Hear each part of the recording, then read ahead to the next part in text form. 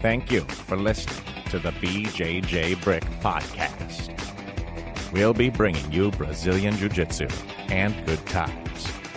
We hope to flatten your Jiu-Jitsu learning curve, help you get the most out of your grappling ability, and meet your goals both on and off the mat. Welcome back, my friends, to the BjjBrick Podcast. This is episode 322. Today we have an interview with Alan Shebaro from We Defy Foundation. Really excited to bring him on. Finally got to meet him in person, take a seminar, and talk to him about doing another interview, and he was all aboard. And so you get to hear this interview shortly after the seminar. We took place over the phone, but it was just a couple days after I had actually met him. So that was good. We've taken, it doesn't seem like it, but we had recorded a few episodes in a row, so now we're finally back into the swing of things, doing our regular weekly recording routine. And yeah, we've been able to release our weekly episodes and plus a few bonus episodes. But here we are together again. I'm excited. How are you guys doing? Man, I'm doing good down here in Louisiana. We're on the back end of summer finally down here, and the days are getting a little cooler, so I'm doing good. Gary, how? I'm doing fabulous. As always, excited to be here talking to you, Joe. It's always good to hang out with you, Joe. Nice. Joe, you're my buddy. I like Joe. Yeah. He is literally the glue that holds this thing together, because I like Joe a lot, too. All right, guys. All right, guys. Yeah. We try to talk trash on each other, but just make Joe feel awkward. Actually, I was trying to talk trash on Byron and say I only like hanging out with Joe. Oh. Yeah, so it backfired. Sorry, Joe. That's all right, guys. That's all right. So, well, if you're a little tired of the subtle trash talk, it's a similar audio format that I've produced. It's an audiobook, your first year of BJJ. If you are in that first year, not just people think of it as just like, I'm brand new to Jiu-Jitsu. No, really, anytime in that first year, you're going to have some troubles and some hurdles that you got to get over. And the audiobook is designed to help you get through those. It's 2.5 hours long. I basically outlined what I want to tell somebody when they're going through their first year of training, some of the stuff they're going to expect, and did a kind of a long form audiobook / kind of a podcast by myself with all my ideas about that first year of training. And it's available for download. Check out the link in the show notes, or just go to BjjBrick.com, and you should see a link for it somewhere on there. I should make a little shop tab where I have stuff like this on there. But it's been a great resource for people who are new to the sport, and we want to get you on the mats and keep you happy and training effectively. So the book hopefully will help you do that. You know who else this book would be good for, Byron? And I don't think this is all that uncommon, but the guy that's been training 10, 11 months already, but he's at his third gym, and he's found training to be frustrating, and he thinks it's something he really wants to do, but he's just not getting it figured out. It's probably because he missed some of the lessons in this book. Yeah, been doing it a while. This book still could have a lot of value for you.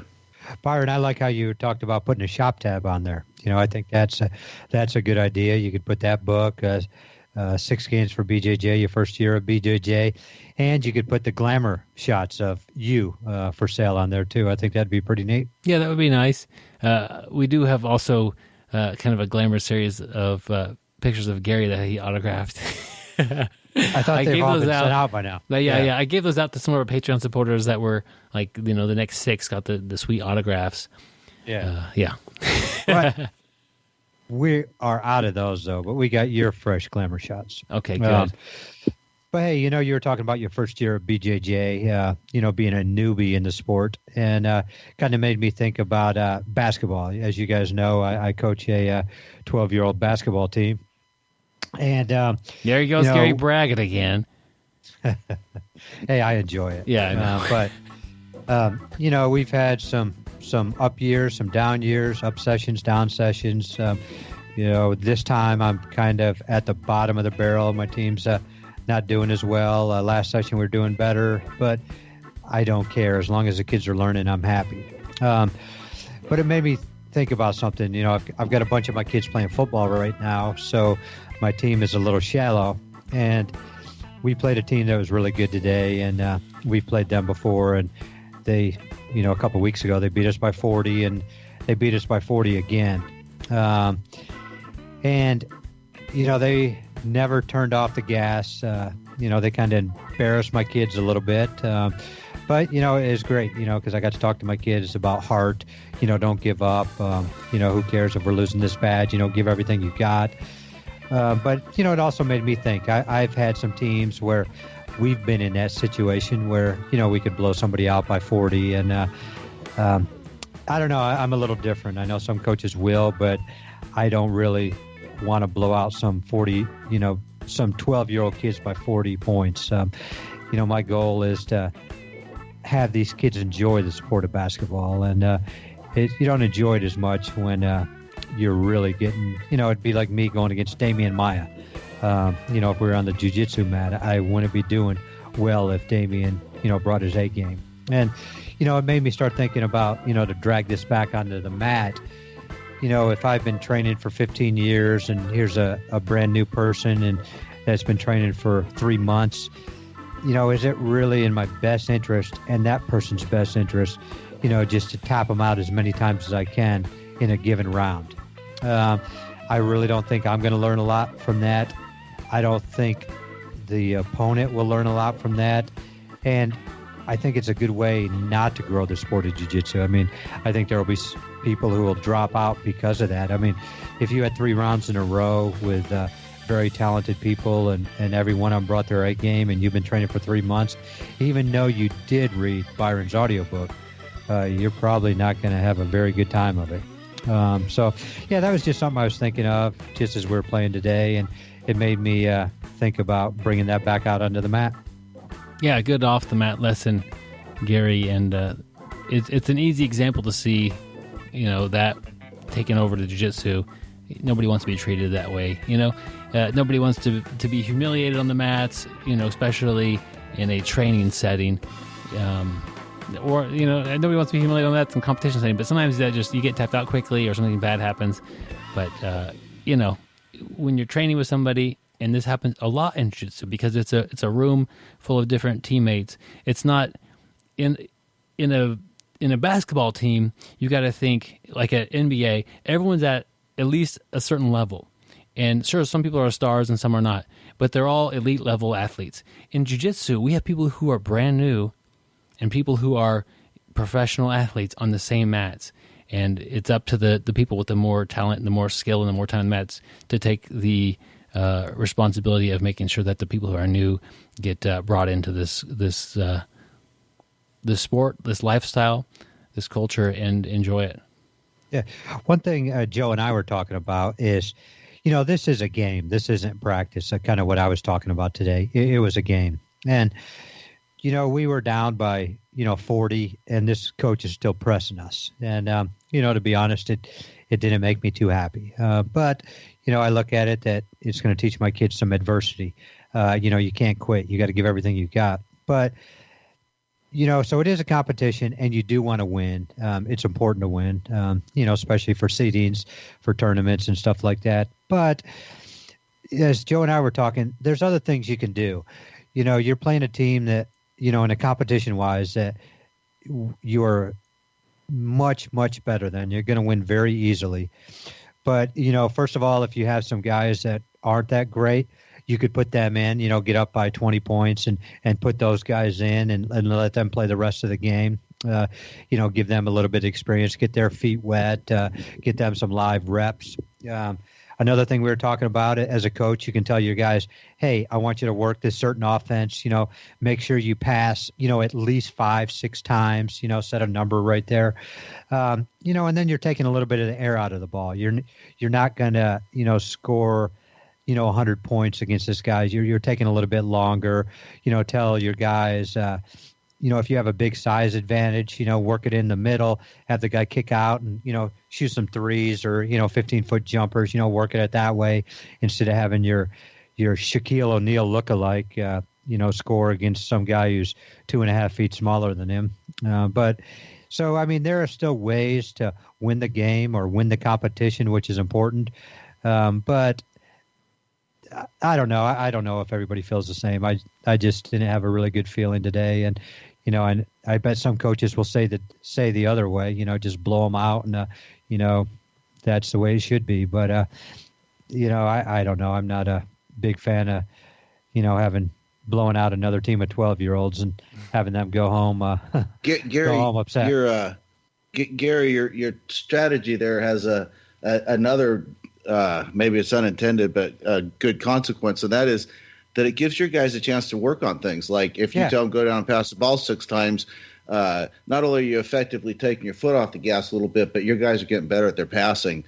And we do the same thing in jiu-jitsu. If you're training with somebody that you're clearly better than them, but maybe they do have a wrestling background, play guard. Let them try and maul you, and you can work on your guard game, and they can work on their passing. So there's ways to continue putting out a high level of and getting better, kind of level the playing field.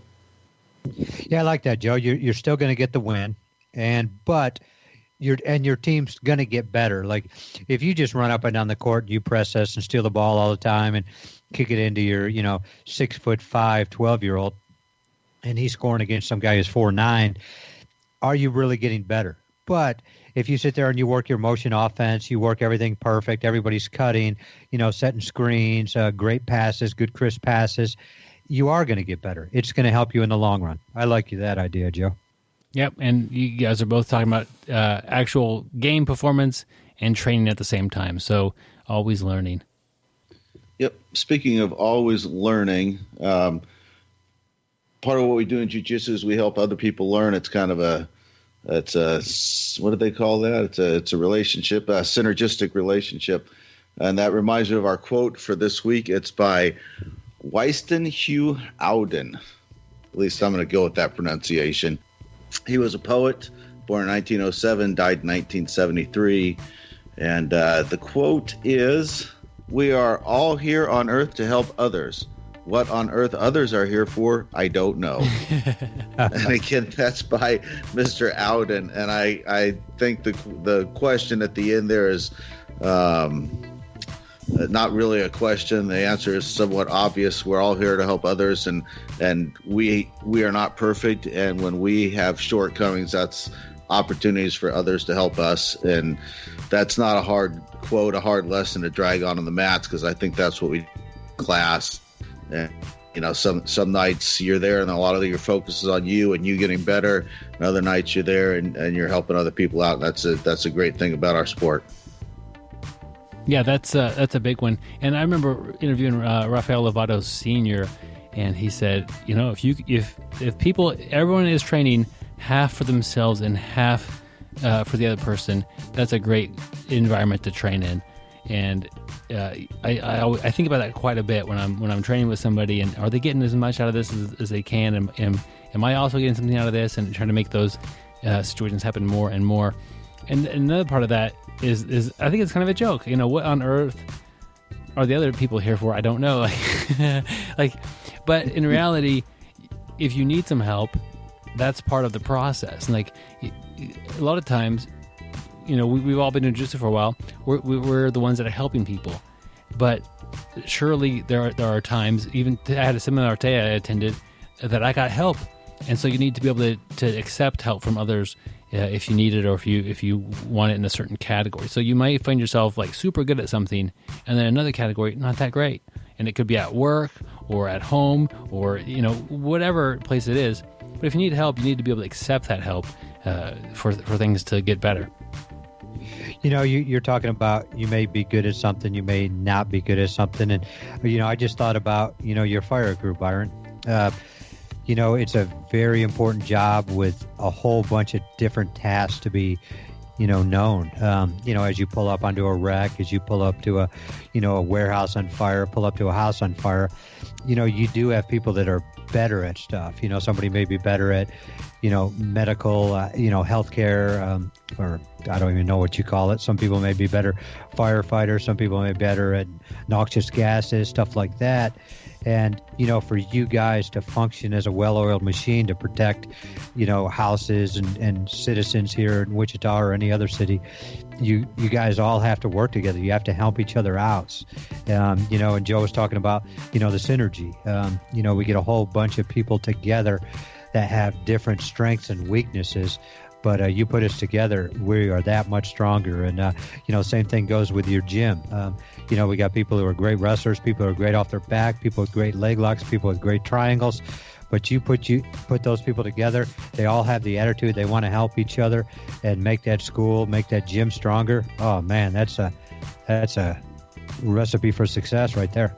If you're ever in the interview process and they ask you about teamwork, explain it like Gary just did. Everybody's good at certain things. We need to utilize those people to make the team the absolute best. It's just funny hearing people that are interviewing for certain things and they talk about teamwork and they don't really talk about teamwork.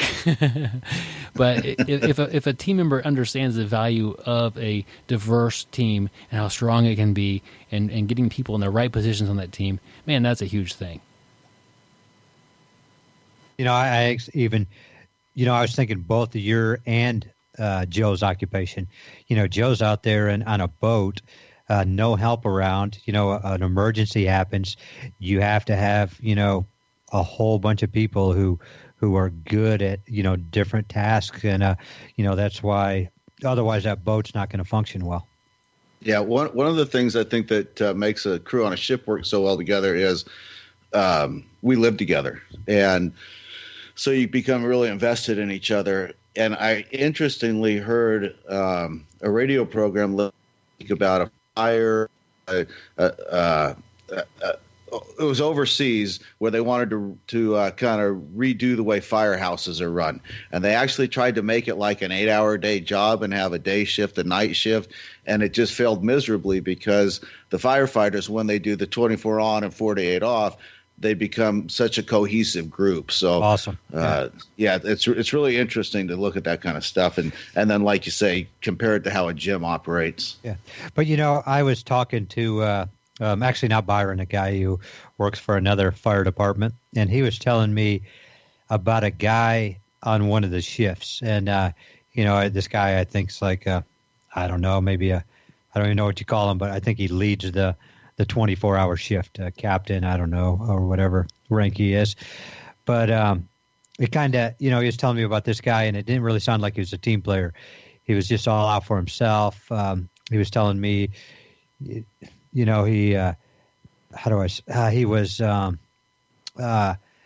would do his laundry at a certain time.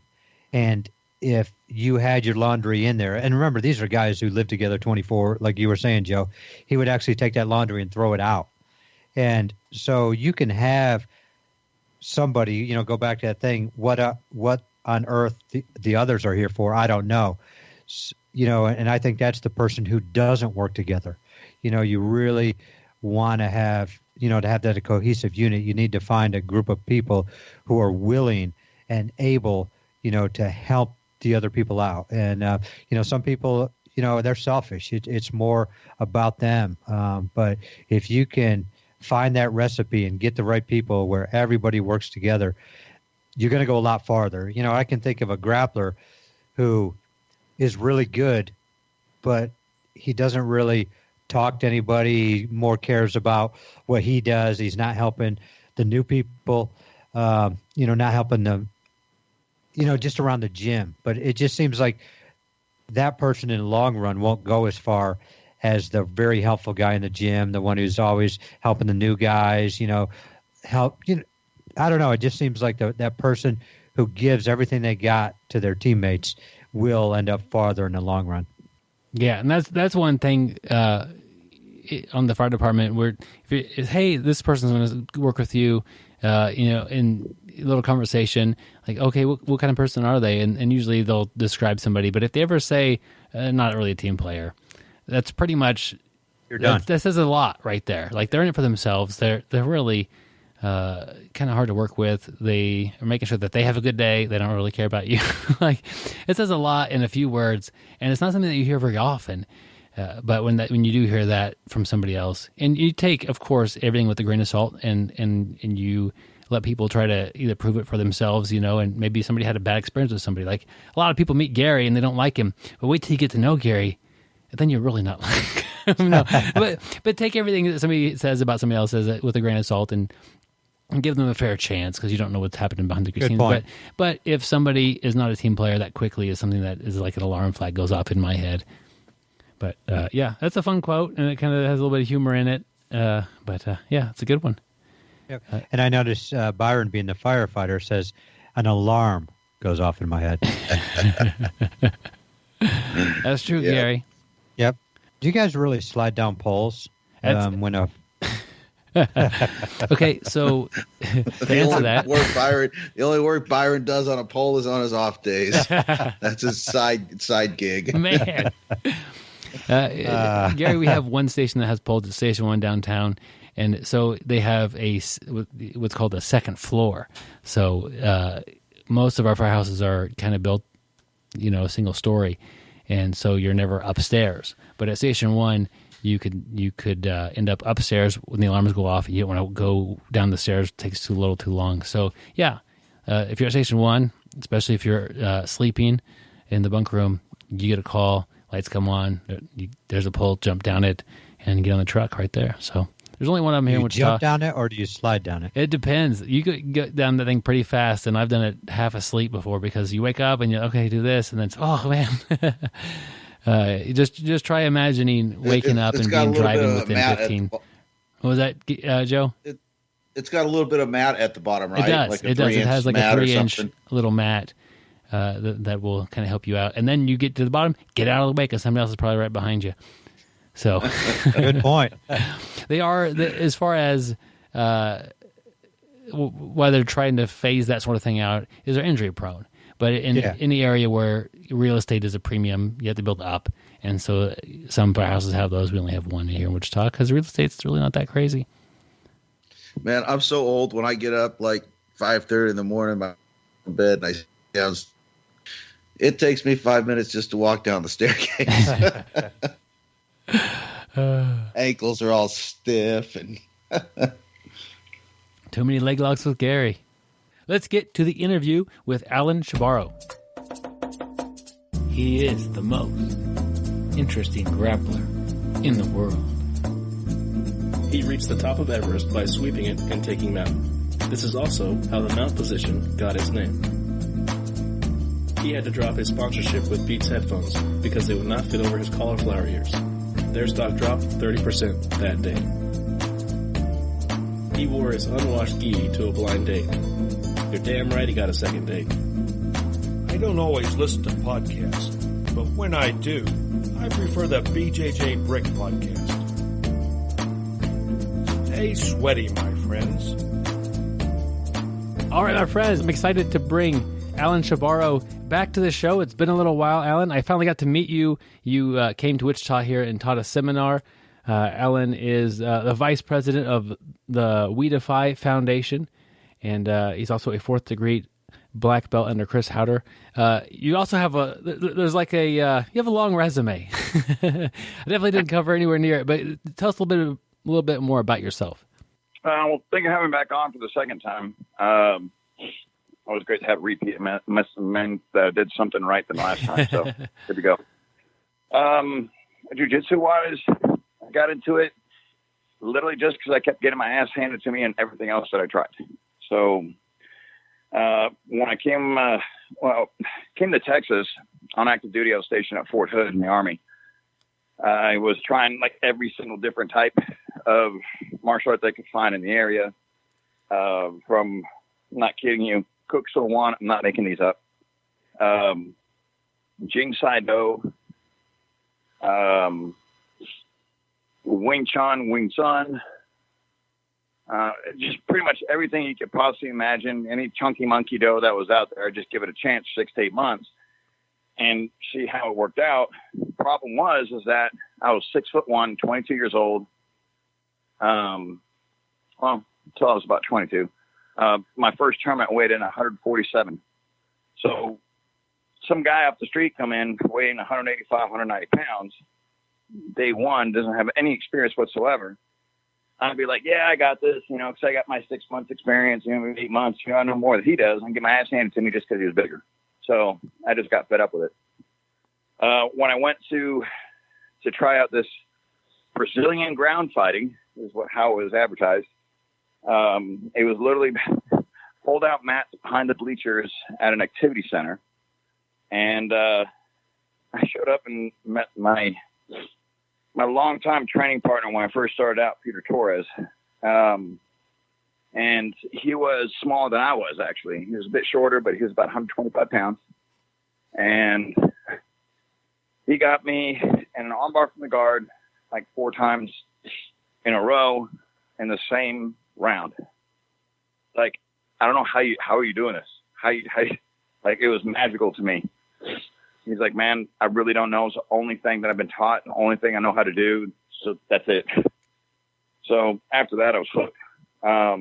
So I stayed in jiu-jitsu,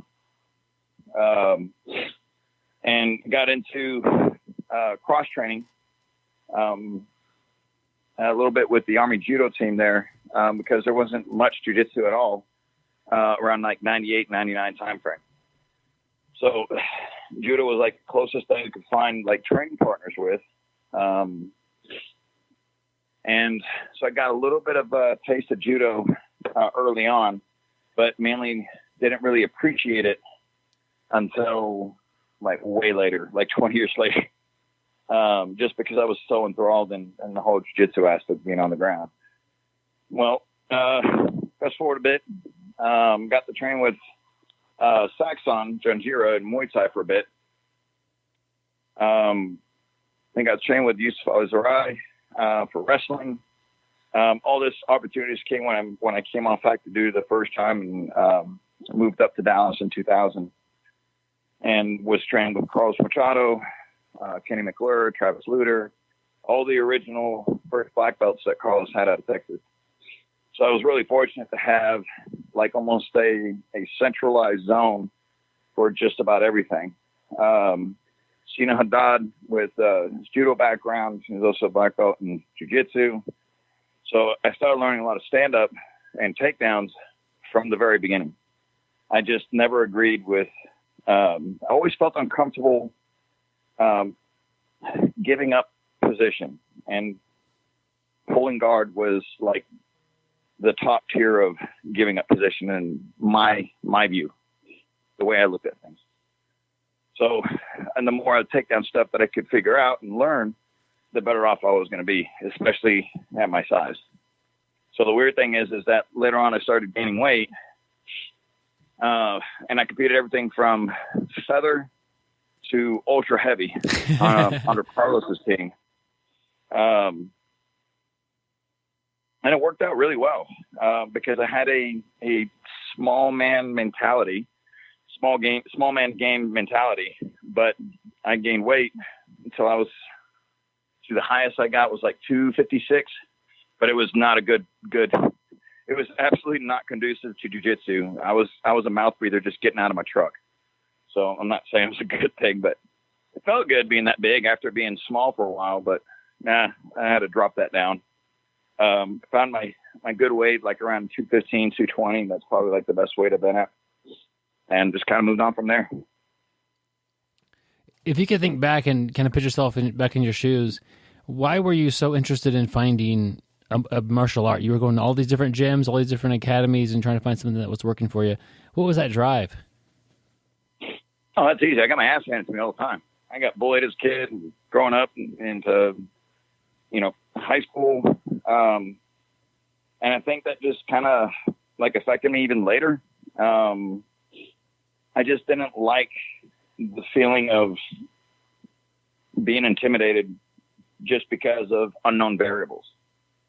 I don't know what's going to happen. I don't know what this guy's got. I don't know what this guy knows. I don't, but somehow mentally I would lose a fight before I even start, so I just kind of, back away.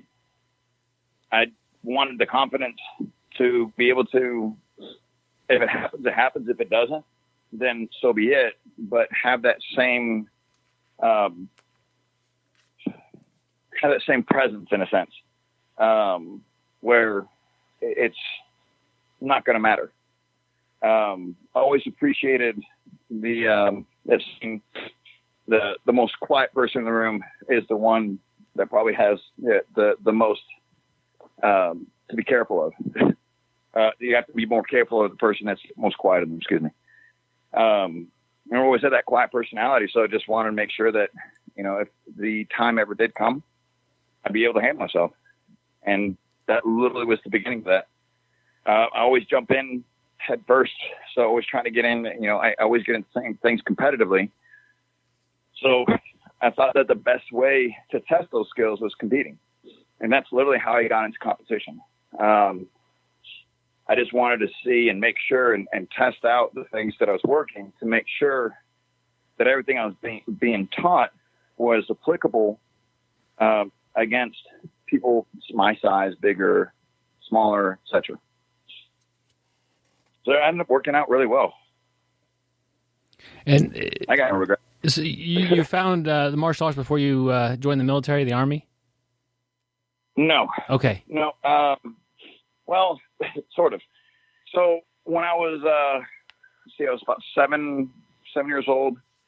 I was living in Italy at the time in Piacenza, Camp Italy. My father was a DOD civilian. And I used to get my ass handed to me on a daily basis to the point that my grandmother used to come down with her shoe off her foot and on her hand, chase the neighborhood kids away from me because I'd get my ass handed to me. So after a while of doing that, she got tired of it. And she took me to this quote unquote karate place.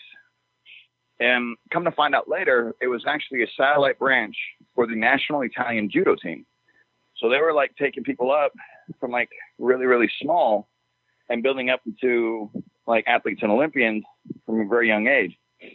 So I went there my first day and I thought it was like the coolest thing ever. You got this cool uniform, people were around, throwing each other. It was just like, to me, it was like the coolest thing ever. Came back, my grandmother was talking to my mom and she ended up, I remember, I didn't know what this meant at the time, but I still remember to this day that my mother didn't want me growing up with violent tendencies. So that really didn't work out. Me going to special forces and being in the SIF as an assaulter, a sniper, jiu-jitsu black belt, judo black belt, all that. So it worked out sort of. I didn't have like the violent tendencies that she was thinking of. I still had violent tendencies, but controlled, I guess. Yeah, I don't look. I'm not involved in the military at all, but looking at myself, I don't feel at all violent. Training jiu-jitsu or, coming home from training, I don't feel like I've got a release of violence from that. It's more of an athletic activity that's fun for how I interpret my own jiu-jitsu. Well, looking at it from more of an objective standpoint, though, yeah, you have a bunch of people in a room, and this is really, if you actually think about it like really objectively, then you really see how kind of screwed up we are in the head to pay somebody and a group of other people that are more than willing with smiles to put you in so much pain that you cannot take it anymore, that you have to say, okay, it's enough. And they come daily, sometimes twice a day, to get more of that. Strange, ain't it? Yeah. You actually really think about it. Yeah. But we love it. So be it. Fuck them. So sorry. It's funny because, I mean, if you look at the situation we're in, most of our best friends choke us. Like, that's not normal either. Yes. It's not normal. But who wants to be normal? Yeah. But another way to frame that is just most of our best friends do a fun activity with us, and we could ignore the discomfort. And if you get, and that's part of jiu-jitsu, if you get caught, you get caught, and you need to kind of move on from that. We talked a little bit about We Defy last time. If somebody hadn't heard about the organization, or tell us a little bit about that and your involvement with that, because that's what you came to Wichita, Kansas here, and you taught an awesome seminar, and you were representing the We Defy Foundation. So could you kind of inform us a little bit about what that's about? Yeah, absolutely. So We Defy Foundation was started by Joey Bozik and myself. So originally Joey had come in order to get jiu-jitsu lessons for his daughter. So Joey actually had been doing stand-up. I think it was Kempo and like traditional karate. So, but like the hardcore stuff, not the weird, let's all break styrofoam boards, whatever it is. But in 2004, he got hit with an IED and lost his half of his right arm from his elbow down, both of his legs, and has about 70% function in his left arm. So we got to talking in a bit, and just curious, like, hey, how'd you end up in a wheelchair? He's like, oh, I was an 82nd. I was an MP. And so we started talking. Small world. We kind of knew some of the same people at Fort Bragg that got injured. They ended up in the hospital, like right next to him. So he brought in his daughter. We got talking a little bit more. And I said, listen, I've been thinking about this. I've never done this. So I'm just going to preface with that. I've never done this. I don't know how it's going to go. But if you have patience with me, I'll have patience with you, and we can try to figure this out. And he was actually surprisingly, like, very, very into it, not apprehensive at all. He's like, let's do it, man. Let's go. So I put together about 8 pages, front and back, small writing, trying to figure out, okay, let's see if this works. Let's see if this works. Because you got to understand the equilibrium, your base, the way you shift weight, your hip power, your leverage. All these movements have to be adapted differently. So, out of 8 pages, I had to tear out 6, and I kept 2. So that was literally the foundation for all of it. It was 2 pages, very, very basic movements to have an understanding of how he's going to develop his game. So we continued going. He got so into it. His entire personality changed. And honestly, mine did too.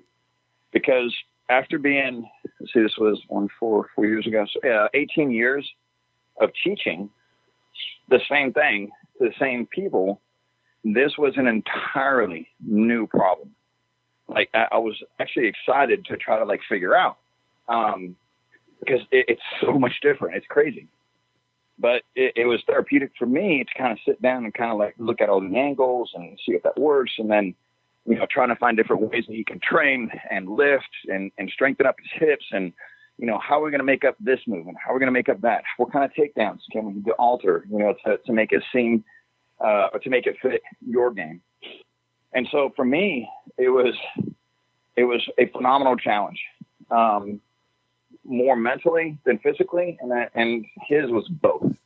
His was very physical and very mental. That he had to figure it out.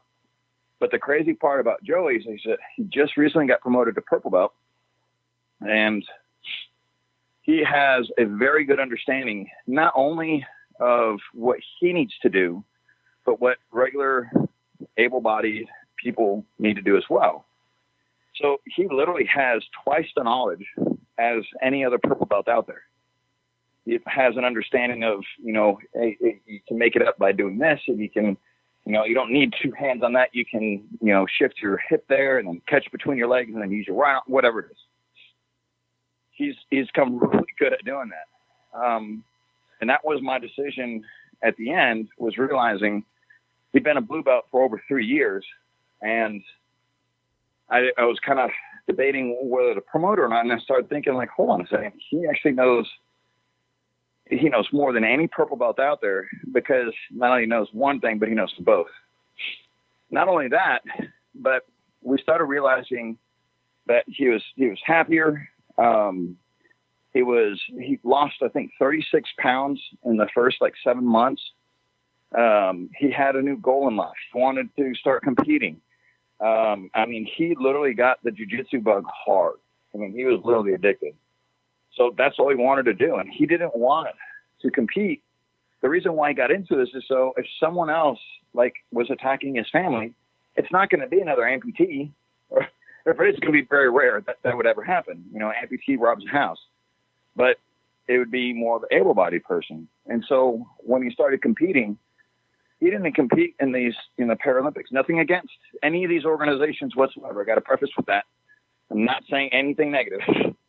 But what I'm saying is that his mentality is, I look at these competitions as a way of training for life. So I don't want to compete against other amputees. I want to compete against other able-bodied people. And I fully supported him on that from day one. I thought that's a phenomenal idea. I'm glad he thought that way, because we agree. And it took a few times. But the great thing is that he would get these victories out of like, for example, taking the person down twice in his first tournament. No one ever expected that, ever, for him to take people down. And then when he actually medaled in Austin, I think it was 2017, and finished with a submission, that was literally like, now we are embedded in. You felt what it's like, to actually walk away with that victory. Let's continue this. And it seemed like it just supercharged him. So everything he's been doing since has been, phenomenal. He's had focus and drive into what he wants to do. And we saw that so early on. We're like, listen, why don't we do this for all the combat disabled veterans that we know that are going through this shit like we are? And so we started, but no, either one of us ran a nonprofit. We didn't know when to start, so we started looking it up. Luckily, we had some good support nearby, and just start putting it together. It was literally grassroots. We put in our own money for the first almost 3 years, and then started gaining momentum. And people just started seeing the benefits. And then you see all these articles that are coming out from like Jiu-Jitsu Times, about and the VA. The VA was actually doing them too, about showing the correlation between the physical touch of another human making their mental balance better. It releases hormones and so forth that it's almost, not to use, this was the best way that I understood it, was kind of like swaddling. The baby starts crying and you kind of like crunch them up into that tight little, wad of towel or whatever it is. I don't have kids. But, and they stop crying and, they feel more secure. Well, not only that, but it actually has a mental challenge, problem solving. It's not just Kia 1-2, Kia 1-2. There's so many variables out there, different things, and everything is constantly evolving. So it's not just you have to learn these 64 stances and punches and kicks. It's you got to learn this, but guess what? Someone made a change to that like 6 months ago. Let's start doing that instead. It works better. And so before you know it, you have your own way of doing things, and it's incredible. And you just keep building it up from there. So what we start realizing is that when they say Jiu-Jitsu is for everyone and Jiu-Jitsu saves lives, that's pretty much what we encompass in We Defy, because it gives them something to do outside that gives them focus. It gives them that camaraderie with the people around, somewhere to go on a regular basis where they're meeting a group and they're going to be linking up with other people in that group. So there's so many different positive aspects to the sport that what we started doing was, well, how are we going to arrange this? So what we started doing was pairing up with other schools that are able and willing to have somebody that has either an amputation or has some type of either TBI or PTSD, where they know they're going to have a bit more patience with the person. And if they accept them, if they accept the conditions that we have, we make them a We Defy affiliate. So once we have that, we have the We Defy athletes that we put on scholarship. So what we're trying to do is introduce jiu-jitsu as a form of therapy, and we pay for their pay for 2 Bs, belts, and their tuition wherever they're at, so they can actually get a fair shot at saying, okay, well, is this really something I want to do and something I could stick with? And you and I both know that the people that stick with it, that when they say stick with it, that means by years, not by, a couple of weeks or months or going to the gym. Some people's last like a year and a half, and they kind of get bored. But with this, it's constantly more and more. I mean, Joey's been training now for 6 years, 7 years now, 6 years, 6 years. So it's been great. The amount of support we have, like 380 affiliates nationwide, one in Puerto Rico and one in Hawaii. And we're constantly getting more applications in daily. and it's a group effort. So it's not just us. We're just kind of like the middleman, hooking people up with the right people. So about 380 affiliates. How many athletes is that supporting? So we add on 5 athletes a month.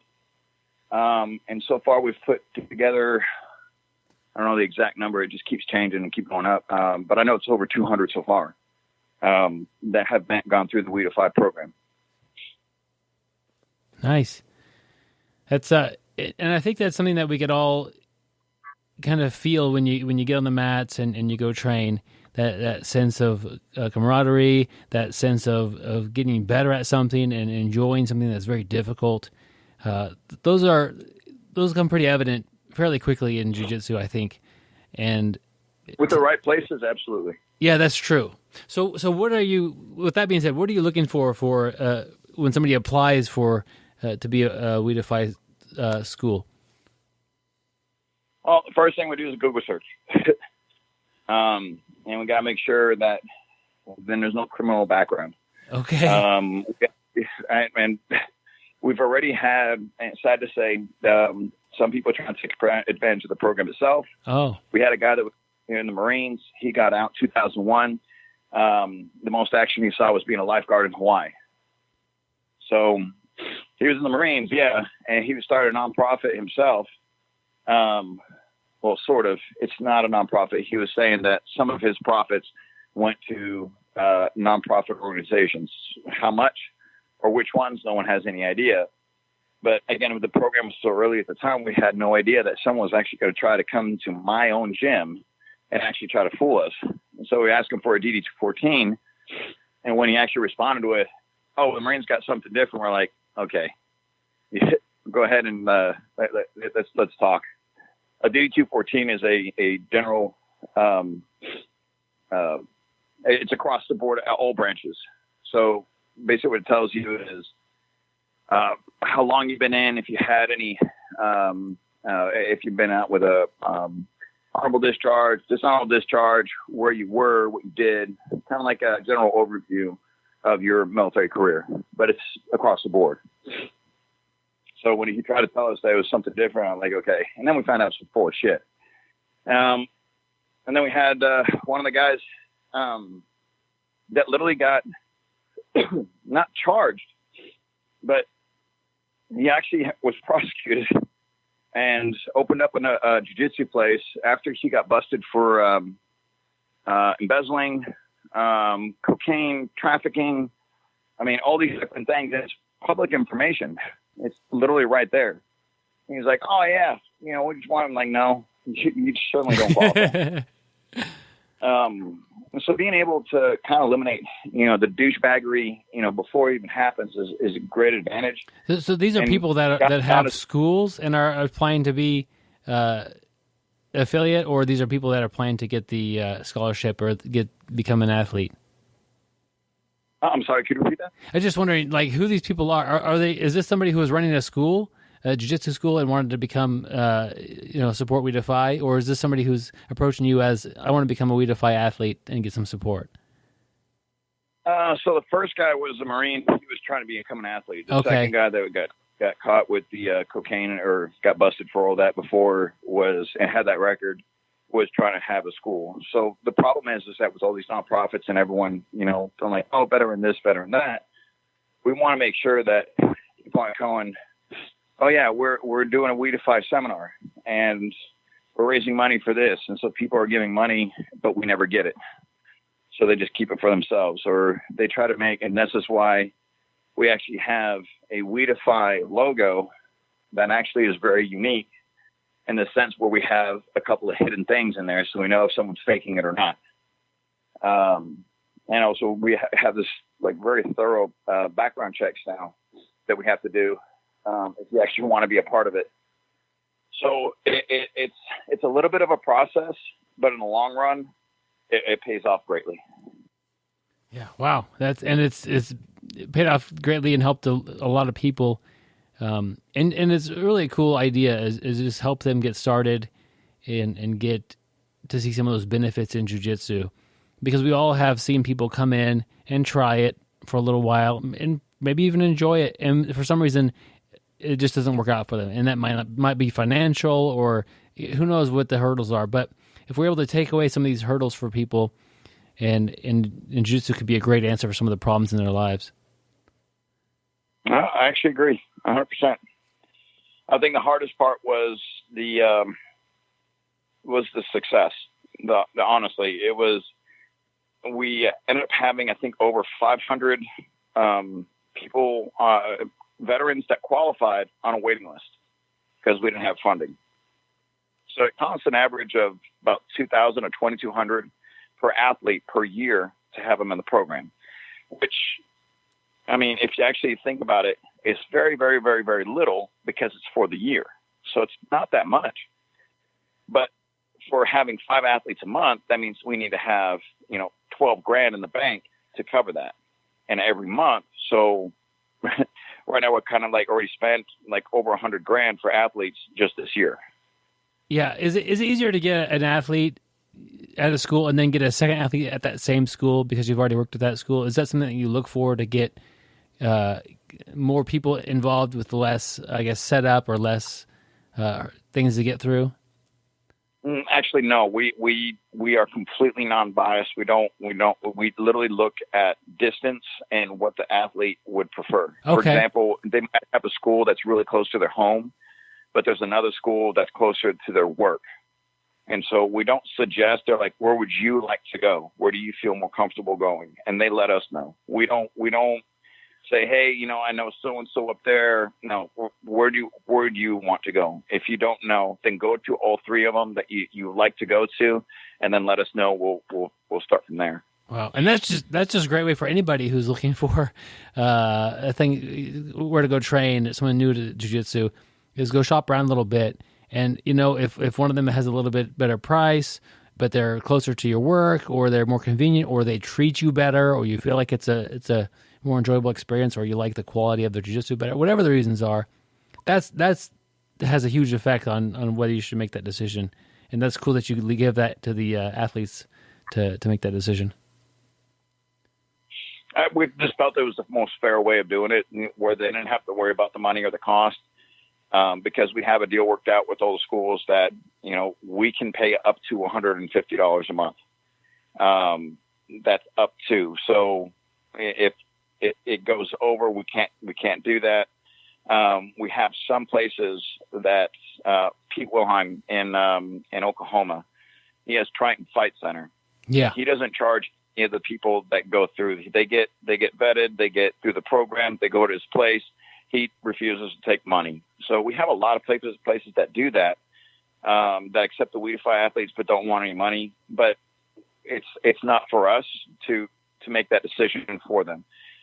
We're happy that they would be part of the program, whether they get paid or not, as long as they're treating the athletes in a respectable manner and understanding that they have some issues that they're coming in with right away, whether it be mental or physical, that you need to have patience. If we need to pay that tuition a month just for them to be like, get that warm and fuzzy, we're totally fine with that. If you don't accept the money, thank you. That's really going to help out. But we don't make that like mandatory across the board. Whether the motivation is, they want to see them succeed or they need to get paid to see them succeed, it doesn't matter to us. We don't think anything differently of them because we understand it's a business and people need to get paid in order to make that business thrive. And we're totally fine with that. We just can't go above a certain amount. Most people, it's around like between 100, 125. Of course, there's going to be places more like in New York, and just the area itself is going to, drive up the prices. But we have an understanding with them saying like, well, this is all we can do because we had to, especially like some places in New York, and be like $350 a month, for one person. We can't do that. So we do have some limitations, but we've had a lot of success, and a lot of support from these schools saying, yeah, it's no problem. Just, we just need this. That's it. Yeah. That's a good way for a school to work with you. If you're in New York and your tuition's, pretty high and you're able to support an athlete, at those prices, that's great as well. How do you guys raise most of your money? So when we first started out, the only thing we could think of was doing the seminars. So that's why we were doing. There was a point in time where I was doing seminars at least once or twice a month, and then Brian Marvin and myself actually. I remember actually the last 4 months, I think of 2017 or 2018, one of the two. Him and I literally did a seminar every single weekend for about 4 months.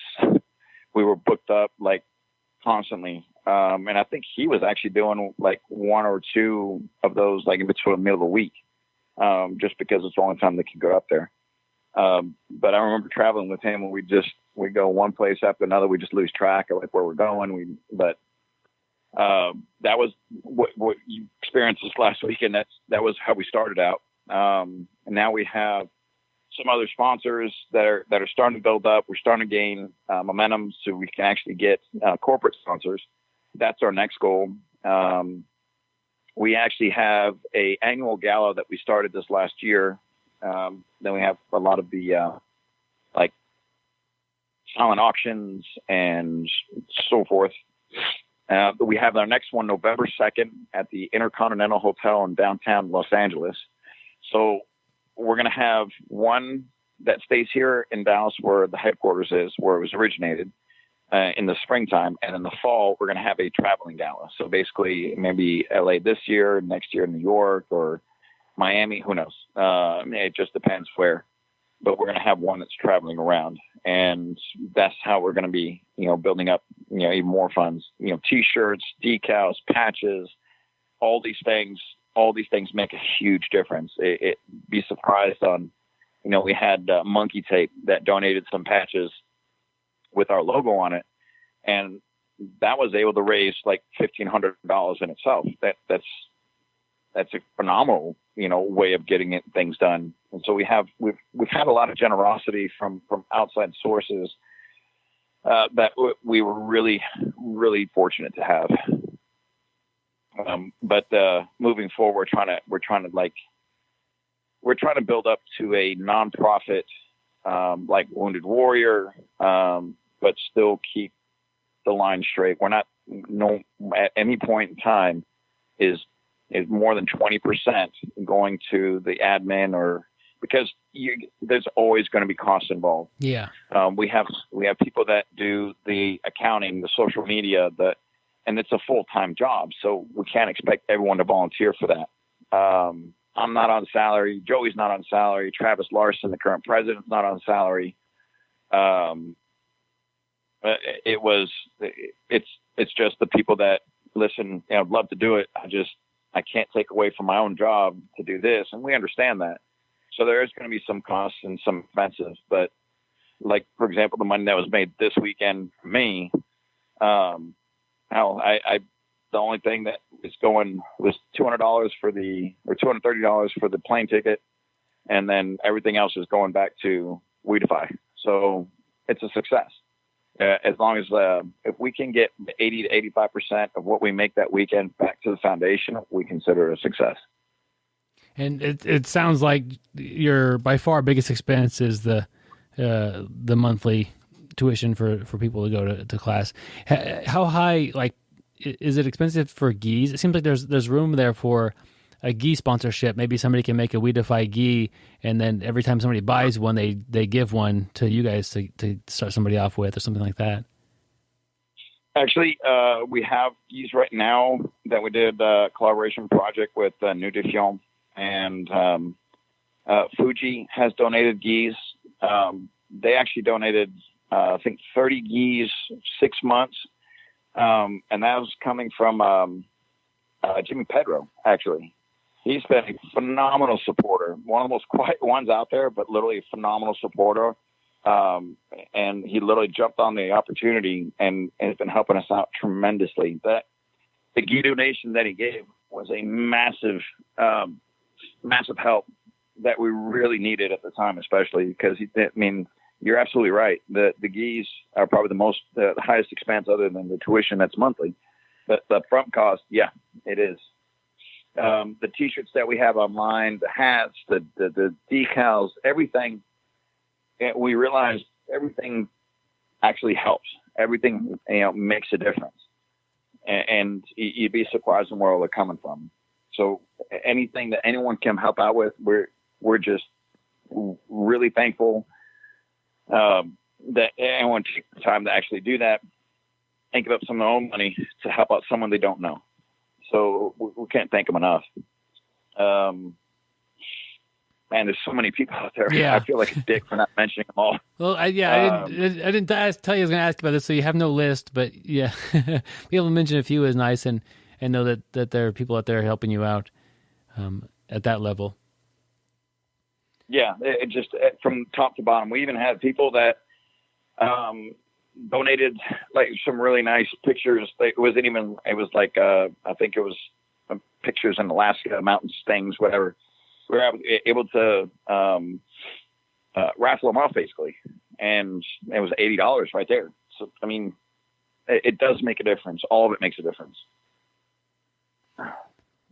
Just from, I doubt you've done studies or research on it, but just from your kind of a gut feeling, when somebody, because you've seen many people start jiu-jitsu with this, without the financial burden of jiu-jitsu, have you noticed anything with them that makes you feel like this person's going to love it, this person's going to stick with it, or any maybe personality traits or something like that you would see in their character that stand out as somebody who is going to stick with it? And then, because you have the ability to kind of see them a little further down the road too, in a variety of different schools and environments.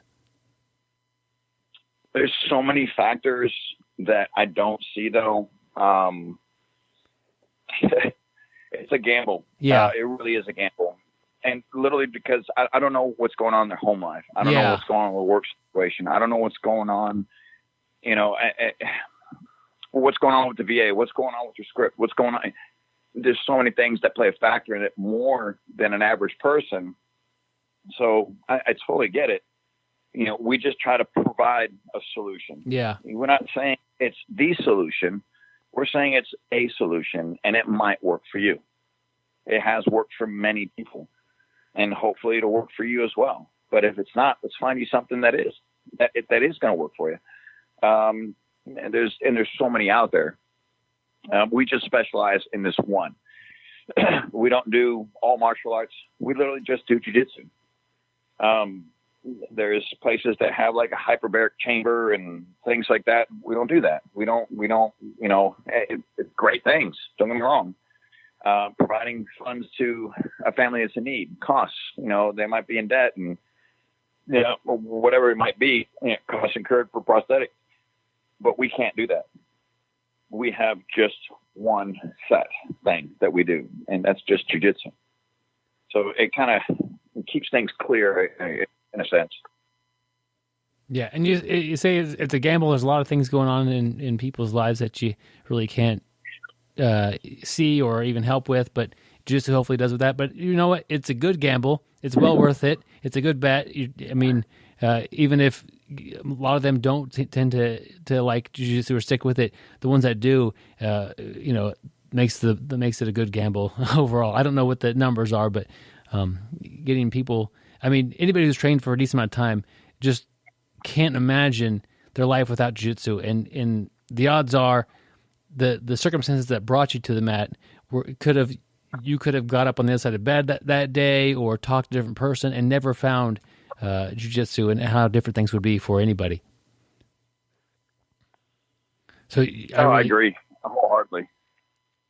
I really enjoyed your seminar. You came in, you showed some fairly simple, but not basic, but some fairly simple and effective takedowns for us. And then you kind of opened it up and to the room and asked what we wanted to see. And you were like an encyclopedia of knowledge, and that was kind of nice. What are some things that one thing I noticed about your teaching style is that you like to give visual learning tools, and you described, okay, we're learning takedowns here, and the whole, the whole room, there wasn't but a few decent, like good wrestlers that had wrestled up through college. So most of us were not takedown experts by any means, but you said, we're learning takedowns. You're going to start with your right leg forward or your left leg forward. Pick one and stick with it. We're not trying to specialize in takedowns. And then you gave the example of driving a car and that. Could you explain that and why teaching in a way with visuals is so important? I don't know if I'm going to go through the full spiel on a podcast, but it's. I think it's a good tool to help people learn jiu-jitsu. Not necessarily the example of that, but just you didn't just come in and show 3 takedowns. You explained things with kind of off the mat examples that help them resonate to us. Does that make sense? Yes, absolutely. It's the very, very first guy that I started with wasn't Carlos Machado. It was actually one of Carlos's blue belts. And I'm not going to mention his name. It's not even worth it. But one thing that I did learn from him more than anything else that stuck with me to this day was how I don't ever want to be. I don't ever want to be a teacher like him. So it taught me a lot. So I'm not saying it was a completely negative experience, but it took away a lot. And the reason why I don't want to be like him is because he had one way of showing things. And if you didn't understand it, that was it. It was like his response was, when I go ask him of the same things that we went over that same day, like, I got a question of that. He just looked at me with this shit-eating green smile and just, that's something for a private. You know what? Go fuck yourself. I'm just so mad. But so when I started teaching, I started learning, let me learn this technique. How does it make sense to me? And so then I started kind of evolving that. Let me try to figure out different ways of explaining it. And then try to come up with, backstories and examples and analogies and, just different ways of explaining the same thing. And hopefully you can get through to everybody in the room with a couple of different variant ways. So the analogy of that was, doing complicated movements that you just learned under stress. So the best thing the example that I could think of was, the building's on fire, everyone's inside, everyone's going to be stressed to get out. Add to the chaos and the confusion. Well, now you jump in your car, and if you're driving automatic, now it's stick shift. And the steering wheel's on the right side, and all the rules have changed on the road. So trying to feel that amount of confusion and stress and everything else added on to that is almost how it feels when you first learn a new technique, trying to apply it when you're rolling, because it feels really awkward and you don't know which way to go. And you're trying to think of like what you learned and how you did it and how to apply it. And now it's on the opposite side. And so my thing is that everyone's going to have a dominant side. Everyone's going to have a non-dominant side. So utilize that. And so I even tell my guys, I'm not, I say this without insulting people. I am not favoring the type of instruction where they do both sides the same technique. And the reason is because everyone has not only just a non-dominant side and dominant side, but they have injuries. And so everyone's style is going to be different. But with a dominant side and non-dominant side, you're going to have techniques that work better than the ones that you do on the dominant side for the non-dominant side and vice versa. So I realized this for myself. I realized that when I pass to the right, I don't do any of the same passes that I do when I pass to the left. I have just as many, but they're entirely different. Why? Because it feels a lot more comfortable doing it that way. Because my weight, my distribution, my injuries, everything plays a factor in that. And so all I try to do is make sure that people have an understanding of what I'm trying to put across in a way that they can understand it and comprehend it and maintain that the whole time. Versus like, well, I need to learn Greek in order to understand what this guy's saying because I don't understand it, but he doesn't have a new way of explaining it. So that was kind of like where I started to learn from the very beginning. I need to learn how to teach this in different ways where people can understand. Yeah, and I think that's a great learning tool. And you were showing the takedowns, and I was doing okay. And then when you said that, I don't know if I understood it differently, but it definitely helped me remember the concept of, pick a side and learn that and get it done, and just keep it that way for a while. And you said we're not trying to specialize on the stand up aspect. We're trying to specialize on the ground. We got to get it to the ground first. But if that's something that you want to do, like if you want to learn takedowns, that's great, and get to be specialized in that. But most of us, and I think we all raised our hands, we're here to learn how to submit people from usually the ground, and so that's where we want to specialize. In your guard passing example, I know we've all felt this, especially you learn one or two good guard passes when you start off, and they're probably on the same side. You're probably passing to your left. It's just kind of the way jiu-jitsu. I don't know why it is. That's why how people start to learn guard passing. But if you try that same pass to the right, it just falls apart. You get swept, and there's all kinds of trouble. And I've had luck with learning a new pass, like altogether to the right, and adding that to my game. It sounds like you've had similar experiences. Just your passes are different from one side to the other, but they're both effective. Yeah, absolutely. I agree with you 100% on that. You mentioned that you had a bit of a neck injury or issue. How's that coming along? And it sounds like you just recently got that fixed, but you were on the mats a little bit ago teaching and showing jiu-jitsu. I am not your star patient. And actually, this time I think is probably the best effort I've ever given anything to heal. I had shoulder surgery on 17th of June this year, and I thought it was just clavicle spurs, but I signed the waiver where they found something else. Go ahead and take care of it. And they found out that it was rotator cuff, clavicle, labrum, torn bicep. I have 2 screws in there now. So it was like a whole smorgasbord of different things that was wrong. And the worst part is I even tore my bicep off the screw after surgery. But then I had the rehab for it has been what's kicking my ass more than most. So slow and just been off the mats for the longest time. Today was like the first time that I kind of trained a little bit with a couple of black belts and Joey. And man, that was like the best feeling in the world. Not being able to train for 6 months and be able to kind of just get in it. But the surgery on my neck was 2 weeks ago, and I managed to qualify for the minimally invasive. So basically they went in and they shaved in C4, C5, C6, and C7, where I had spurs that were blocking the nerve roots on the left side, which caused atrophy and constant pain. So I just, figured I'm down for 6 months with my shoulder. Let me just get this taken care of, and I can be pain-free without that. So, I was teaching, but as long as my doctor doesn't hear about that, we're good.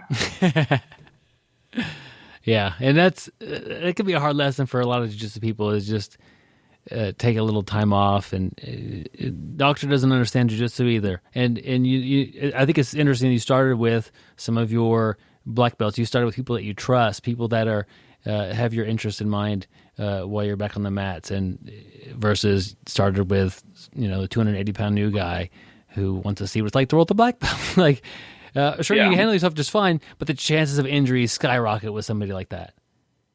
Yeah, absolutely. I agree 100%. Actually, one of the roles that I have in my place is the hardest demographic to get is actually females, and I totally understand it, because the majority are males and they're sweaty and they're just nasty. I get it. I've heard them all. So one of the rules that I implemented was no male white belt is allowed to roll with a female white belt or a blue belt without me going like a thumbs up. So if someone that I know that's a white belt, meaning like, for example, I got an Olympian judoka medalist that's one of my blue belts. So, the skill level varies, you know what I mean? So if I tell him to go roll someone, just take it light, he knows what I mean. He's been in this game for, 25 something years. But someone that's just fresh new, it's not their fault. I'm not blaming them. That's the thing, is that if they get into a situation where they're stressed and they're panicking, they're going to resort to whatever they have. It's just a survival instinct, their weight, their strength. So if you have this, 120 pounds, female that's bendy and flexible and just spinning underneath them and everything, they're going to get frustrated, and just not because they don't have any skills to fire back. The only thing they have is weight and strength, and that's usually how they get hurt. Not saying it's all the time, of course, not a blanket statement, but this way, when it comes back to me and I can actually say, yeah, no, let's just wait a little bit longer, just wait till the next round, and jump in with so-and-so. You eliminate the higher probability of injury by not letting it happen. It's the same thing. Like, for example, I try to do the best thing because we do takedowns. So I was teaching judo-ish takedowns, but I love judo with a passion. I absolutely love it. It's literally my second passion, tied with jiu-jitsu. And I've done it for, a tenth of the time. Maybe it's because it's new to me or whatever, but I absolutely love judo. But I don't necessarily teach judo at my place. I teach takedowns. That's why I was saying that, when I was teaching y'all, the ones I was teaching, was you won't really see this in judo because it's not very clean. It's not very judo-ish. It's really sloppy. It's something that it's kind of dirty in a sense. So I'd rather teach because again, we don't care about, the points of getting them to the back. We're just trying to get them down with control. So there's a lot of ways of being able to mitigate the amount of injuries that you have by just kind of not allowing certain things to happen in the beginning.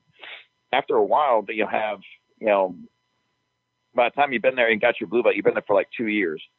Douchebags don't make it in my place. They don't last. So if I have a guy that goes from white belt to blue belt, I know they're good to go. And so it's a lot easier to kind of like, okay, you can roll with, her, or you can roll with him, whatever it is. Or if they're close to getting a blue belt, excuse me. So there's a lot of ways of preventing it, but there's also the people that, and I get this a lot, they don't want to show that they're hurting in front of their coach. And I'm sure you have this, at your place. I'm sure you have this. This goes on everywhere. They try to tough it out. That is the worst thing that you could possibly do. If you're looking at longevity for the sport, I mean, you've been in this for 15, 16 years? Something like that. Started 2002. Yeah. So, yeah. So we're not talking about, like, for example, how long does the average CrossFitter last? Year and a half, maybe 2 years. Yeah. You know what I mean? But do they have more injuries, or do they not take care of those injuries? The guys that actually CrossFit and do competitively, and they're still competing, are the ones that, I got to take time off to heal. But you have the same thing in jiu-jitsu. And that, to me, is why I think you have a lot of people that come out because they're constantly getting injured, because they're constantly not taking care of it. So as long as you take care of it, and I'll be the first one to say, this was my mentality, I'll wait till later and I'll fix it later. I'm making sure my guys don't go the same path that I did and think, you know what, there's no way to fix that rib. So just come to class, do the technique, don't roll, or come watch, come record it. I still want you a part of the class. I just don't want you rolling, because it's almost guaranteed that you're going to get hurt again, no matter who you're with. If you just sneeze wrong, you're going to hurt your rib again. A broken rib, you can't do anything for it, so let it heal, then come back. So I've probably been the most strict on that than I have on almost anything else. Take the time to heal. Yeah. And you started by talking about how difficult it could be to get a good women's team going, amongst a group of sweaty guys that nobody wants to really touch anyway. But and so you kind of have that rule, a certain experience level. If you're below that, you don't roll with them, because they have there's more likely to get injured. And then also, so my wife trains a bit, and she's got a pretty good guillotine. And so she's had several experiences where she has a white belt she's rolling with, fairly new person, a lot stronger than she is, and she'll guillotine the guy like in the opening 30 seconds of the roll. And, it's good guillotine. She gets them to tap. And then the next 5 minutes is miserable. And she hates, she's just getting mauled and controlled. And it's no longer jiu-jitsu for her. It's just trying to not tap from pressure or trying to, find a way out of just a pin, basically. And you need people who could, get caught in a guillotine and not take it out on somebody. And also for her, I said, stop guillotining these guys right away. Wait till the end of the roll and then throw it on. But yeah, that's a good rule that I think will help not just with injuries, but just overall enjoyment level of their time on the mats. I agree. I agree wholeheartedly. I mean, and again, my thing is because, I understand what it's like being, 100 pounds lighter than the average person in the room. And I mean, that's what a lot of people don't understand. I'm so avidly against pulling guard, and I kind of got that reputation, which is fine. I don't care. I'm totally fine with that. But it's not, should I put this? Giving up that position shouldn't happen. It needs to be like almost like a tennis match, going back and forth, back and forth, back and forth. That's where the rolling part comes. If you have somebody that's like, for example, like I'll walk around the room while my guys are rolling, and I'll see a like high level brown belt rolling with a brand new crispy blue belt, right? And I'll say shoulder locks, ankle locks only. Don't lock your feet, and I'll give them limitations. So it kind of like it doesn't take away from the brown belt's experience and the challenge. It's still there now because now the blue belt knows what he's going for and what his limitations are. He can't lock his legs, and I'll give those limitations to the blue belt, so it's more evenly matched. Does it make sense? Versus having, Sure. A brown belt that taps them out every like 30 seconds or so. And having that, my game started out like the first like 6-7 years until I got yelled at by Travis Luter. One day, I'll never forget that. He yells at me from across the mat and just telling me like, why the hell are you going to guard all the time? You're like 190 pounds now. You're not 148 pounds anymore. Get on top, stay on top. Jeez, what the hell is your problem? It's like, I don't know. I was just doing guard stuff.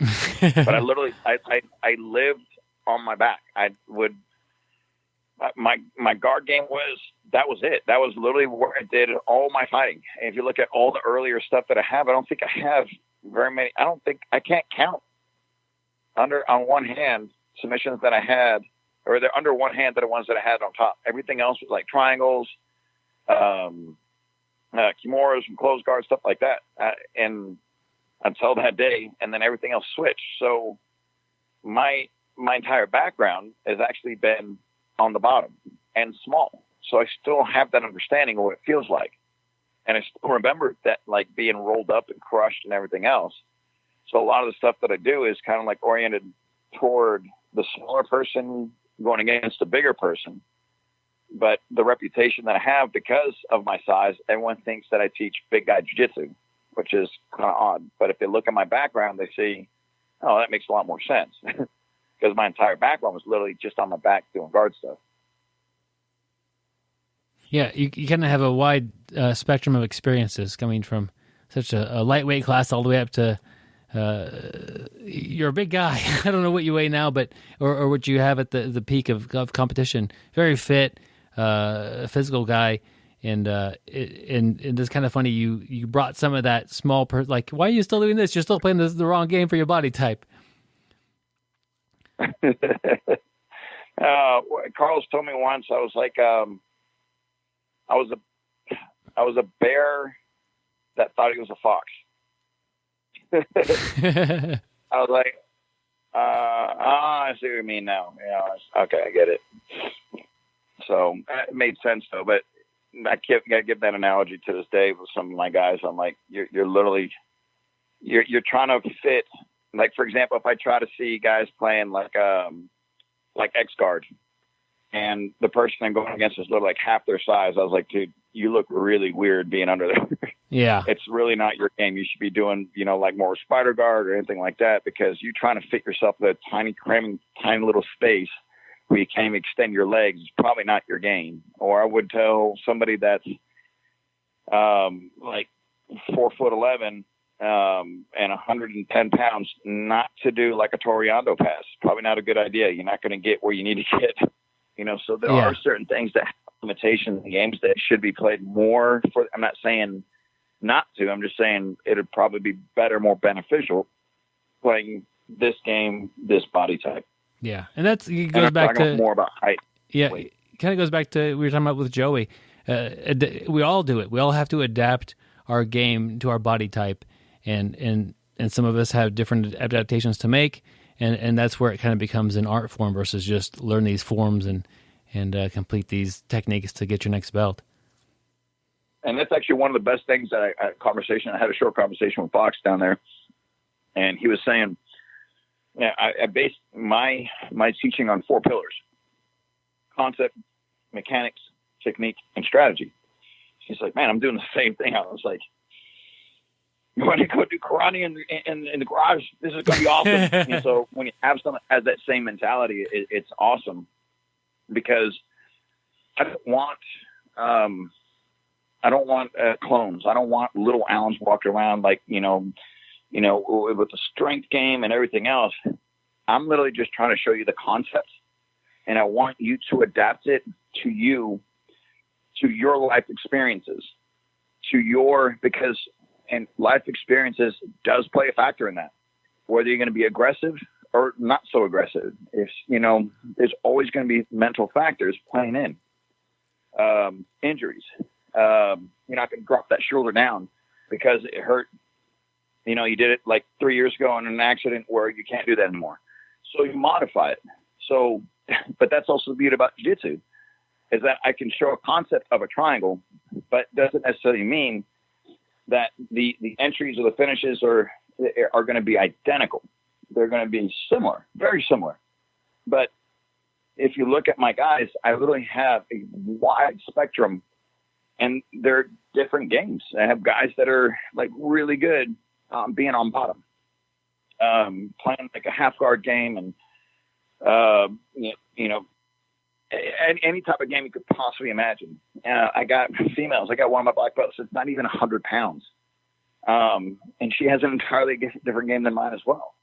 That's the beauty about this, though. That's what I love about it, is that as long as you have the understanding of the concept, the mechanics involved in it, the technique for the long run, and the strategy to put on top of that to make it really effective, that's when you're going to have a very good understanding of the sport and yourself to apply into that sport.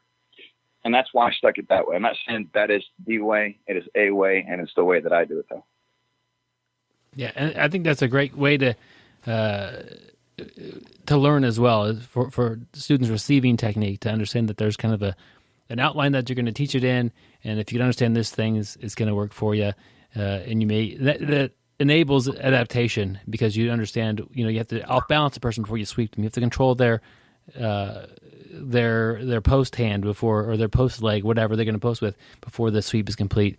These sort of things, and you mentioned that a bit during the seminar as well. I really enjoyed your seminar. Recommend it to anybody who has a chance to attend one.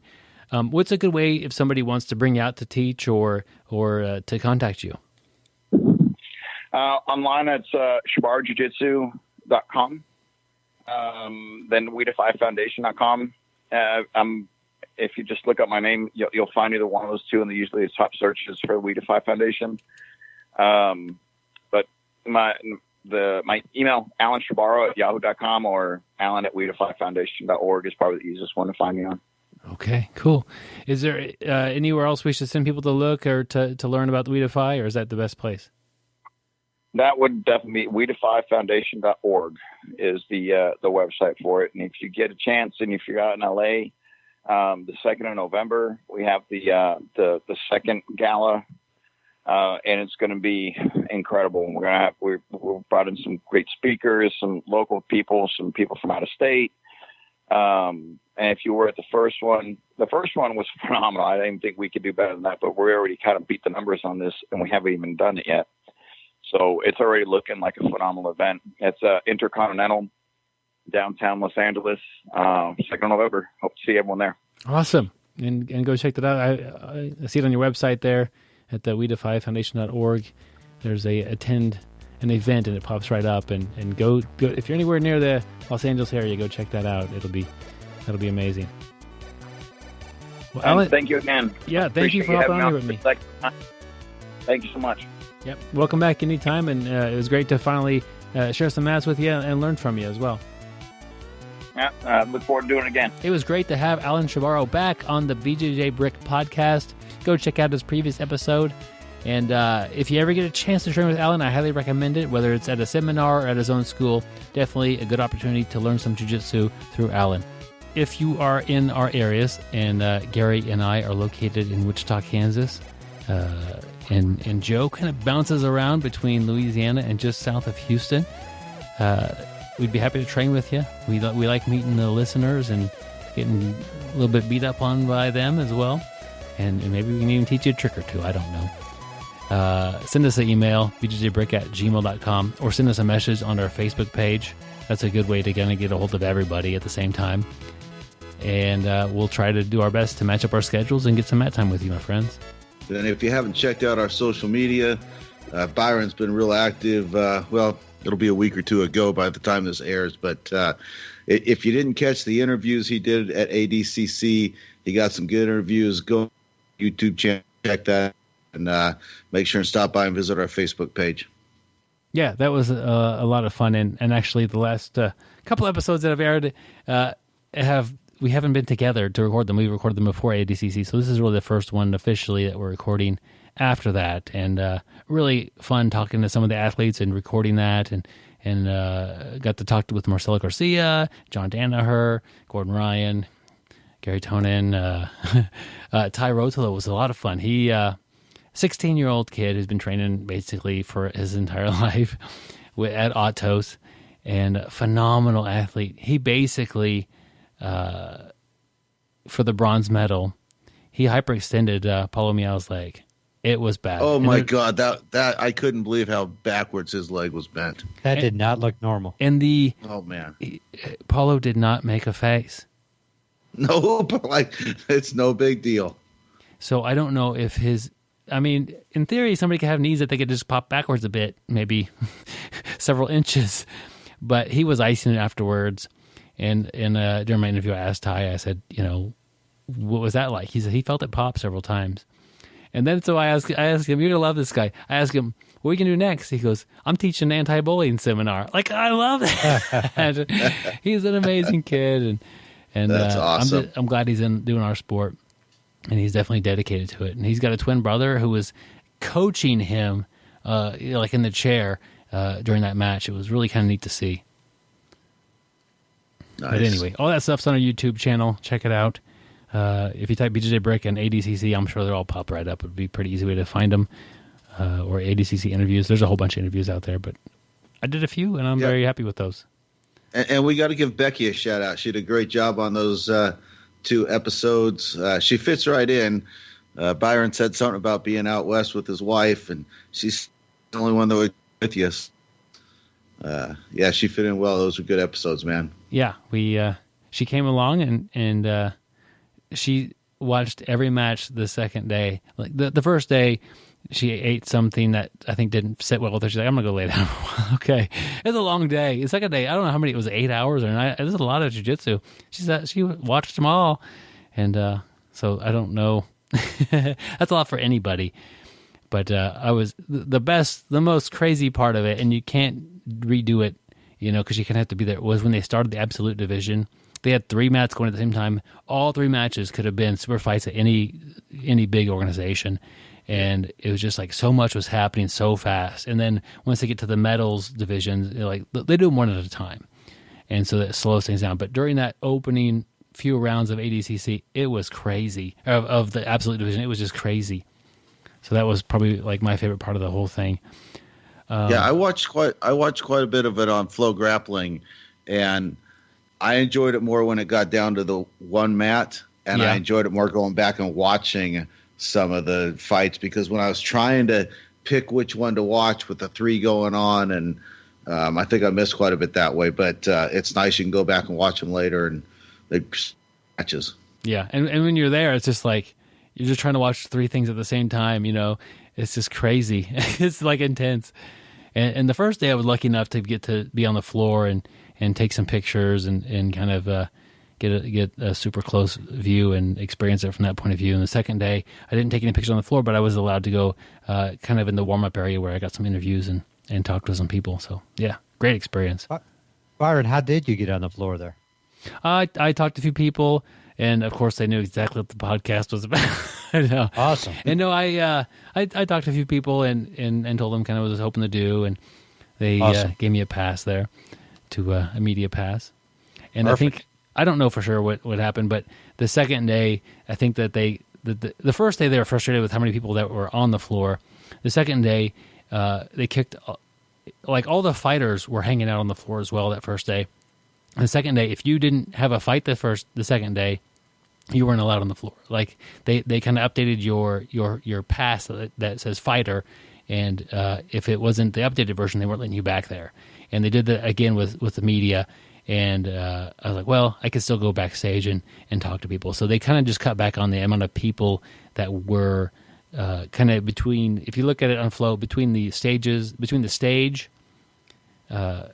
stage is a bad word, but not a bad word, but the wrong word. Between the area where the TVs were and the mats, the big screens, there were a lot of people there. And the second day, there's probably a lot less because they just cut down on that a lot. So anyway, I was one of the people that got cut down on, but I didn't. My goal wasn't to be next to the mat taking pictures. I wanted to talk to some people, and that I did get to do that backstage. So as far as not, we should have done an episode dedicated to this, but as far as talking to people, meeting people, what was the highlight of the weekend for you? My interview with John Danaher was, it was 3 or 4 minutes long, and we might put that on the podcast. The audio quality is a little rough because I'm literally talking to John Danaher shortly after, within an hour, maybe 30. So the event happened. Gordon Ryan won the absolute division, and then basically everybody went home. And then they did the podium pictures where you stand on the podium and they give you your medal. And I stayed for that, took pictures, and then after that, it was basically over. And then that's when I went back to the warm-up room where the Danaher's team was back there and kind of picking up their stuff and getting ready to go. And that's when I got, I think, 4 or 5 of my interviews right then. And so I got to interview John Danaher within an hour of Gordon Ryan winning absolute. And my focus wasn't necessarily on Gordon Ryan. It was just neat watching him coach his people, his team. And not all of the people coached their athletes the same way. Some were super calm. Some were like jumping up and down yelling. And there was a variety, and I just asked him about his coaching style and what he's wanting to do. And it was like he had time to, think about this before and prepare for the questions I had, because they were super good answers. And I think every coach in jiu-jitsu should listen to the interview that he has. Yeah, he's not just winging it on the sidelines. He has a plan. He has, he knows what he's trying to do. And I thought his answer was great. I really liked that. Yeah, so I think that was probably my highlight, and getting to talk to Marcelo Garcia was awesome, and and he mentioned twice, like the rules haven't changed that much, a lot's the same. I feel like I could do this again, and then he said something like that again, and like, you know what, I gotta ask you because I don't want to do a bad job. Do you plan on getting back on the competition on the mats here at ADCC? He's like, yes, I do plan. Once his kids are old enough and he feels like he could spend some time out of the house, a little more intense training, he feels like he's going to get back on there and do that. And that's really cool. And so that is awesome. That's a legend of our sport, talking about coming back. And it's funny reading the YouTube comments about it, because people are like, he's too old, he can't hang with these new guys. And I don't know, I haven't rolled with him, and not that I could gauge him anyway, but he knows exactly where he is, because his team is well represented at ADCC, and he's rolling with those guys every day, I would imagine. He knows where he fits in that. And if he feels like he can hang with his guys out on the mats, he's exactly right. And just because this isn't a sport you can't do, at a little bit older age. He knows if he's going to do well, just, calibrating himself with his team there. And I think he could shock you. And you know what? Even if he never went back to ADCC, there's still a level of satisfaction to be had from competing in general. And there certainly is an entertainment value. If you imagine Marcelo Garcia in like a legend on legend type exhibition, like for a fight to win or something, I mean, the Masters Worlds, those things are intense. So, yeah. And we don't, so that's one thing, we don't cover actual jiu-jitsu events very much. I mean, we did with ADCC. I was there with my wife, Becky, so we wanted to make special episodes about that and kind of give you guys a little bit of bonus content. If you noticed that we had 3 episodes come out in 3 days. It was Saturday, Sunday, then the normal Monday episode. But we don't cover events like that very often. And I met a guy, and he was super nice, very helpful on kind of behind the scenes. His name is Maine Miller, and he's one of the people behind Grappling Rewind Podcast. And it was nice talking with him and getting a little bit of advice about things and just talking about podcasting, that sort of thing. And so I don't listen to other jiu-jitsu podcasts, and not that they're not great. It's not motivating for me to make this one if I know that there are other ones. But I listened to a little bit of that, to Grappling Rewind, and I highly recommend it if you are interested in competitive grappling and like news. What they do at Grappling Rewind is they talk about the events that are happening, and they'll sometimes preview stuff. They'll recap stuff a lot, and so each episode it could be like they recap Fight to Win, they recap, like they're recapping or previewing 4 or 5 events per episode sometimes, and it's just really cool. If you're into watching competitive jiu-jitsu, I think it's something that you would benefit from. Kind of it helps you keep your finger on the pulse of competitive jiu-jitsu. And they also have a cool resource. I'll put a link to it in the show notes. They have a upcoming events page, which it also has previous events page, which is really nice, and links to where to watch the stuff. But it's just, I've been looking for something like this, kind of like what's happening in this next week or two of jiu-jitsu, and trying to just go to different websites, but they got it all here kind of centrally located. So check that out. It's on grapplingrewind.com. If you hit their tab, upcoming events, it pops up, or I'll put a link in the show notes. You can find it there as well. Because I don't do a good job of keeping up with what's happening in competitive jiu-jitsu. No, you don't do a good job keeping up. Yeah. You don't do a good job of keeping up with what's happening. You just go to the event, fly out there to California. Yep, that's the only thing that I've. I remember when we started Jiu-Jitsu, Gary, they had ADCC in California way back then, and I thought, oh, that's neat. And then you watch it go all over the world every 2 years, it's going somewhere else, and it's like, man, that would have been cool to go to. And then it came back to the U.S., and I'm like, I kind of want to go to this, and. Maybe next time it's a cheap flight, or in the U.S. go to another one, but it won't be for a while. So I was happy to do that, share with you guys some of that experience, and I'm sure I'll have stories to tell about it and things for quite a while, because I did experience. There was a lot that happened at ADCC, and there's a reason why they call it like it's the Olympics of our sport. It's a very elite level of grappling that you see there.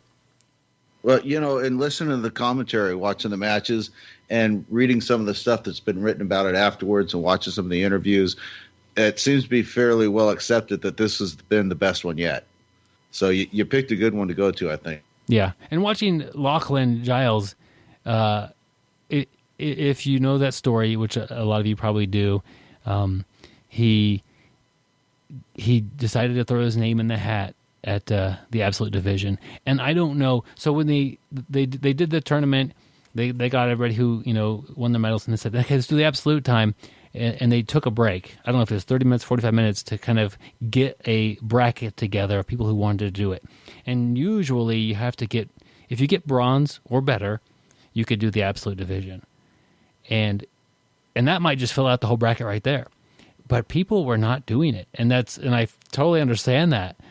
It doesn't make a lot of sense if you're coming from a lighter weight class to jump in this thing and get your quick loss and and maybe get damaged in the process, and there you go. I don't know what happened in Lachlan's thought process. I did get to talk to him, didn't record an interview with him yet. I have an interview with him from a couple of years ago, and I hope to get him back on the show. But what that was like, because he didn't get his bronze medal, but they were hurting for people, I think, to sign up, and he got to get in. And the only reason I think that they were hurting for people is because I was back there sometimes in the waiting room, and they were like, who else wants the absolute division? We're looking for 2 more. We're looking for, whatever. And so they were just wanting to get some people in it. And I don't know how early he jumped in that thing or how, whatever. But that's his story. But he signed up for it. And you know what? When you draw the person who won the heaviest weight class division, the gold medal winner, and you're coming from the second smallest weight division, you kind of got the worst spot on the bracket. And he tapped him out within a few minutes with a heel hook. And then he gets the next guy, the same weight class, taps him again, and then the next guy again. So just that was a pretty cool experience. So, yep, Yiski, I'm getting all excited about it again. And, that's not all that uncommon. So I know there's been about sizes that Gabby has on her opponents. But, man, I'm telling you, you see it in the absolute division all the time where a small guy comes out and just knocks him dead. So we're going to see a good match, and we're going to see Gabby take a loss before long, I think. Interesting prediction, Joe. Yep. Next week, we're going to have Gabby on the show to talk to Joe. Set that one up, Joe. She's going to be in Wichita. I'm staying down in Texas. I do want to give a quick shout out to some of our Patreon supporters, Cody, Clarence, and Emma, for their continued support on our Patreon page. If you enjoyed the podcast, you want to support us, this is a kind of a shoestring thing. It's kind of internet things, and I don't know how many years we've been doing this. Once I've flown out to somewhere to see an event, so that was, the support of our Patreon supporters definitely helped a ton with that, and feeling like, okay, we're stable enough to start doing stuff. If you want us to cover more things like this, some of this takes money to do these sort of things. If we want one of us go out to Worlds, if we send Joe out to Worlds to cover that as the thing, like, we need money. And so all this support on Patreon, I do my best to spend it in a way that helps the podcast, that helps the listeners and the experience that we have here. So if you want to help us out, go to our Patreon page, and I send you out a 5-inch BjjBrick gi patch. Make that two different patches. You get the old one, the throwback patch, and our current patch, which looks amazing. I'll throw you out a sticker as well.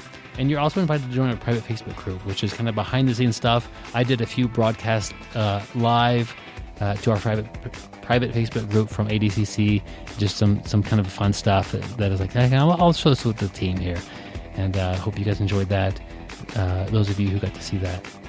Man, this has worn me out. I going a little too fast here. I'm sorry, guys, if I'm talking too fast. Yeah, Byron, get excited, man. I think you need a break. Okay. You need to take a time out, catch your breath, and go back for the absolute. Man, okay, I'll consider that. I'll calm things down here.